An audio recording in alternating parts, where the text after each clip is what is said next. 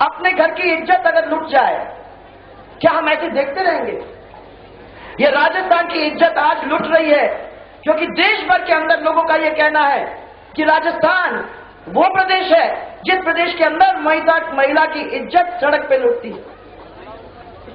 राजस्थान वो प्रदेश है जहां लॉ एंड ऑर्डर की स्थिति बिल्कुल ही बिगड़ी हुई है। राजस्थान वो प्रदेश है जहां चोरी चपाटी तो रोज होती है। ये लोग पूरे देश के अंदर राजस्थान को कलंकित कर रहे हैं। आज राजस्थान के माथे पे एक काला टीका लगा हुआ है, और मैं समझती हूं कि इस वजह से लगा गया है क्योंकि हमारे घर के लोग इसको संभालने को तैयार नहीं। किसान यहां बैठे हुए हैं, किसानों से मैं ये पूछना चाहती हूं, आपको पानी सही समय पे मिलता है? हमारे समय में कुआं गहरा करने के लिए हम लोग 2-2 लाख रुपया देते थे। एक समय था जब कृषि कनेक्शन भी उसके साथ भी हम दिया करते थे। आज आप लोगों को कृषि कनेक्शन और कुआं गहरा करने का मौका मिल रहा है क्या? पानी की किल्लत है ना? सही तरीके से बीज मिल रहा है? सही तरीके से आपको खाद में टाइम पे खाद मिल रहा है क्या? खाद के दाम मालूम है क्या हो गए हैं? हमारे समय में 480 रुपए प्रति बैग, आज 1300 रुपए प्रति बैग, 1260 रुपया 1300 रुपए प्रति बैग हो गया है। तो किसान की क्या स्थिति होती होगी? जब आप बेचने जाते हो उसका अच्छा दाम मिलता है क्या? राजस्थान में भी अब किसान आत्महत्या करने पे तुल चुका है। पहले आंध्र प्रदेश में हुआ करता था, उसके बाद महाराष्ट्र के अंदर हुआ। राजस्थान का नाम इतने सालों में कभी तक नहीं आया था, परंतु अब राजस्थान का नाम भी उसके अंदर जुड़ गया है। युवा बैठे हुए हैं यहां, मैं पूछना चाहती हूं, आप लोग ये सब जानते हो कि 8वीं तक अब सब बच्चों को पास करना ही पड़ेगा। इसका मतलब यह है कि आपको 8वीं तक कोई स्कूल खोलने की जरूरत नहीं है। 8वीं तक के टीचर को सबको घर बैठा देना। 9वीं के बाद आपको स्कूल जाने के मौका मिलेगा।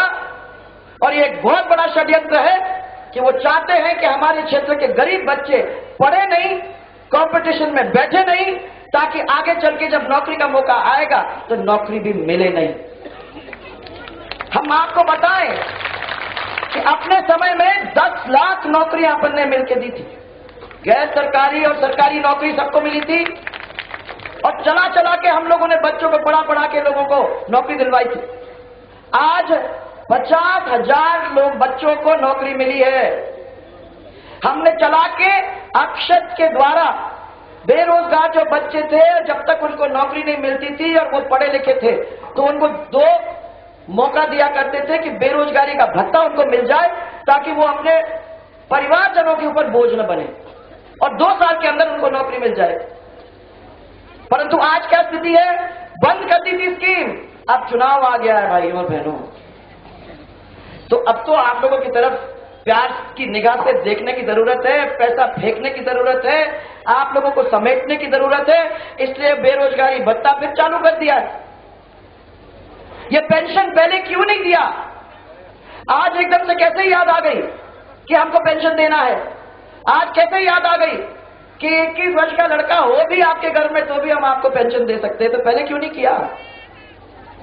अब ये चुनाव का टाइम आ गया है, तो महिलाओं को लुभाना, किसानों को लुभाना, बच्चों को लुभाना, जो कॉलेज में जाते हैं उनको लुभाना, सब लोगों को, और जो नहीं लुभ पा रहे हैं उनके बीच में झगड़ा करा देना।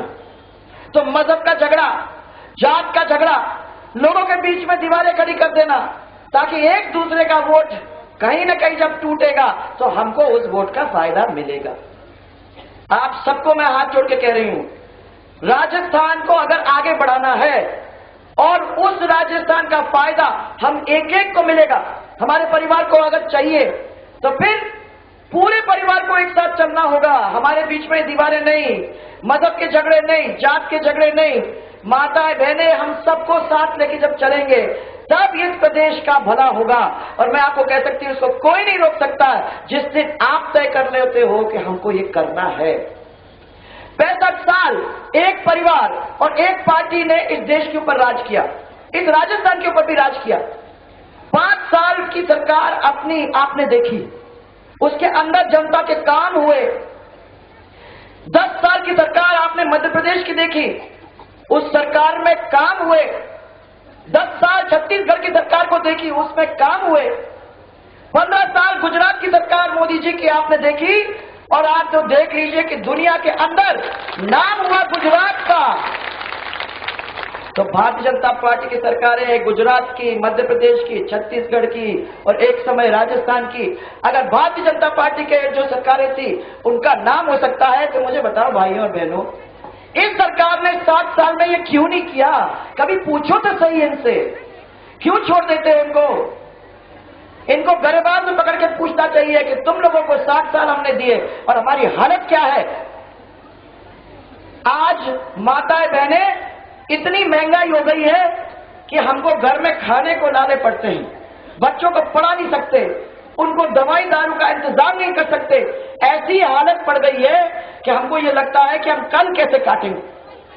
मैं आप लोग सबको ये कहना चाहती हूं कि ये चीज को क्या बदलना चाहते हो? आप चाहते हो बदलना? अगर आप लोग सब चाहते हो तो हिम्मत रखने की तैयारी है। देखो एक चीज और बता दूं, अभी कल एक कटारिया जी नाम, कटारा करके एक मंत्री हैं जयपुर के, 7 घंटे धरने पे बैठे, उनकी कोई सुनवाई नहीं हुई। लालचंद जी कटारा। एक मंत्री पानी की टंकी पे चढ़ गए चित्तौड़गढ़ के अंदर, कोई उनकी बात नहीं सुन रहा था तो उस पे चढ़ गए कि भाई वहां जाके अगर हमारी कोई सुनवाई करेगा। उनकी भी सुनवाई नहीं हो रही। अरे उनके दोनों मंत्रियों की और ऐसे 2-4 और हैं, मंत्रियों की सुनवाई नहीं होगी, तो आप लोग कहां फिट होते हो? जरा ये तो बताओ मेरे को, आपका कौन सुनेगा? तो ये समय आ गया है कि आपको खुद को ये लड़ाई लड़ने की तैयारी करनी है। इसका मतलब ये नहीं कि मैं आपको कह रही हूं कि तलवार निकाल के चलो, आप ये नहीं करने की जरूरत है। पर आज हमारे हाथ में एक ऐसी चीज है जो वोट नाम की चीज है। वो वोट 5वें साल में एक दफा अपने हाथ में आता है, और उसका इस्तेमाल अगर सही तरीके से हम करेंगे तो कोई आके हमारा आगे का काम रोक नहीं सकता है। इसलिए मैं कह रही हूं कि हिम्मत है, क्योंकि अब आएंगे, आपको लुभाएंगे, पैसा फेंकेंगे, डराएंगे, धमकाएंगे, अपनी पुलिस को आपके पास भेजेंगे, ये सब काम होंगे। परंतु अपने को वो ध्यान रखना है कि अपनी सरकार ऐसी बने, एक ऐसा नया राजस्थान बने, एक ऐसा विकसित राजस्थान बने जिसमें लोग फैक्ट्री लगाने की होड़ मचे, जैसे गुजरात में जाते हैं, जहां हमारे बच्चों को रोजगार का इंतजाम हो, जहां हमारे किसान मुस्कुराते दिखे, और जहां हमारी महिलाओं को चिंता करने की जरूरत नहीं हो, और जहां हम अपने बच्चों को प्यार से बड़ा कर सके। एक ऐसा राजस्थान, ये सपना आपका है अपने बच्चों के लिए, ये हमारा है आप लोगों के लिए। हम सब चाहते हैं कि एक ऐसा सुंदर राजस्थान बनाने की तैयारी हम लोग कर लें। 5 साल हमने की थी, ये 5 साल ने उसको रोक दिया। अब फिर मौका मिल रहा है, अब इस मौके में हम लोग सब मिलके काम करने की तैयारी करें। हम तैयार हो? घबराओगे तो नहीं? कहीं हिम्मत करोगे? हिम्मत करके दोनों हाथ ऊपर करके कर दो। क्योंकि मैं आपको बताती हूँ कि अभी मैं मुख्यमंत्री जी को टेलीविजन पे देख रही थी, 40 मिनट की स्पीच में 20 मिनट तो मेरे को गाली देते हैं। मुझे समझ में नहीं आता है। मैंने कहा कि जितना टाइम मेरे पे खबर करते हो आप, उतना टाइम अगर आपने जनता को दे दिया होता तो शायद राजस्थान की शक्ल ही दूसरी होती। रोज सुबह उठ के मेरे को कभी कभी मेरे को दुख भी होता है, क्योंकि मैं समझती हूँ कि एक दूसरे के लिए इस तरीके से करना नहीं चाहिए। समाज के अंदर एक दूसरे से ऐसा नहीं करते। मैं समझती हूँ कि काम में लगने की जरूरत है। और आज इसलिए मैं आप लोग सबको यह कहना चाहती हूँ कि आगे हम दौड़ने को तैयार हैं, परंतु आपका प्यार बना रहे। हमें आपसे और कुछ नहीं चाहिए, बस आपका आशीर्वाद और आपका प्यार, ये सबसे अमूल्य चीज है हमारे लिए। आप ये देते रहोगे, हम दौड़ते रहेंगे, हम दौड़ाते रहो हमको, हम काम करते रहेंगे। बस मौका दो और हमारे साथ चलो। एक जोरदार नारा मेरे साथ, जय जय राजस्थान। मुझे मालूम है, मैं माफी चाहती हूं कि 4 घंटे तक आपको बिठाए रखा, परंतु आवाज तो दे दो, जोरदार आवाज, जय जय राजस्थान, जय जय राजस्थान। आप सब लोग माताएं बहनें इतना अच्छा लगा आप लोगों को यहाँ देख के। इतनी संख्या में आती हो तो यहाँ तो आपसे इंजेक्शन लेके ही जाती हूँ, ऊर्जा का इंजेक्शन।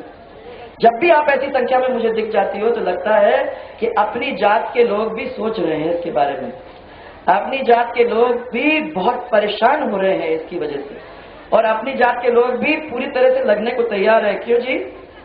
है ना? मत कहना मेरे को, उस टाइम के अंदर तो आप लोगों को सबको बाहर निकलना है, तो होंगे ही होंगे, परंतु आप भी होंगे। इसलिए आप सबको बहुत सारा प्यार, बहुत सारा प्यार तुम भी दे सकती हो। हाँ, तुम भी दे सकती हो। सबको बहुत बहुत प्यार, और ये विश्वास दिला के मैं आगे चलूंगी कि बस काम करने में हम लोग पीछे नहीं रहेंगे, प्यार देने में आप कोताही मत बरतना। बहुत बहुत धन्यवाद आप सब लोगों को। हाँ, मेरे पास ये खबर आई है कि कुछ है काम जो आप करवाना चाहते हो। एक महाविद्यालय की बात आई है, एक बांध की बात आई है,